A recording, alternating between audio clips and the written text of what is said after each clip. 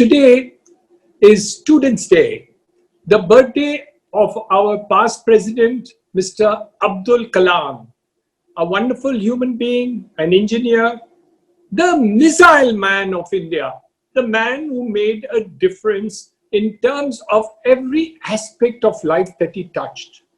He was fond of teaching, fond of speaking to students, fond of doing the impossible, thinking of a visionary thought. He was given a very difficult job to work on rockets and missiles, but the government gave him a very small budget. The budget was only 10% what NASA was given for a similar project. However, did Abdul Kalam look down or hesitate?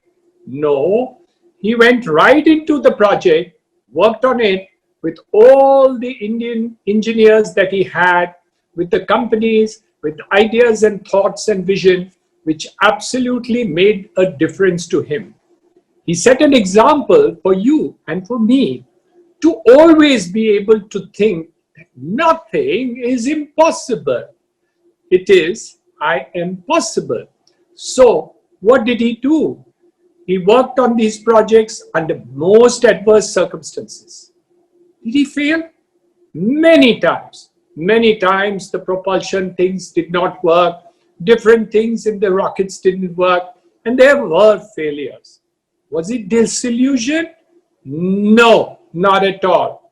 Every time he said it is good to learn from one's own mistakes so that in the future, with these mistakes will never happen again. A wonderful learning because he took advantage to see that his failures were also a lesson for him. So he didn't feel depressed. He felt good. I know now what my mistakes are. Until he didn't know what his mistakes were, he did not rest. This was our President Abdul Kalam, whose birthday we celebrate today, and that is why it is Students' Day, and that is why it's a wonderful day for each and every one of us. In the last 1 year, we've had strange and difficult times, unbelievable, horrible in a way. COVID-19 has actually overtaken our society and created fear in the minds of all of us. We're required to wear masks. We are required to keep social distancing, actually physical distancing. We are required to not accumulate in groups and crowds. We are supposed to wash hands and sanitize them. All these are simple things, and we must, and each and every student must do. Because even if you are relatively not having so many symptoms, you can pass on these diseases to your parents, to your friends and relatives, to your grandparents, and they are the ones who suffer the most because the mortality rate for the elderly is very high. So please keep safe each and every student and communicate this learning to every one of your friends so that there is no difficulty in maintaining all the necessity to stay away from COVID-19 and take care of ourselves. The third interesting thing which I'd like to share with you today, my friends, is what the Prime Minister Narendra Modi has announced. A brand new education policy 2020. In the midst of COVID, all the changes that he's bringing shows and indicates that he is not feeling down because of COVID situation and is willing to declare a new policy. After 34 years, they were waiting for this policy to happen. But he took it aggressively and brought it about the new policy. How does this new education policy do for you? There are so many things that if I have to recount it, I can spend hours on it. So I'm going to highlight a couple of things which is there in this policy. One of the most interesting things is the entry and exit possibility in different courses, which means once the full implementation takes place, which may take a little time, you will be able to enter and exit your college education from time to time. If you pass the first year, you will get a certificate of commerce, science, arts, or any other subject that you take. If you do 2 years of college, you're likely to get a diploma. And if you do 3 years, you will get your bachelor's degree. So it's divided into different parts. In case you need to go out and work after the first year or second year, you could do so.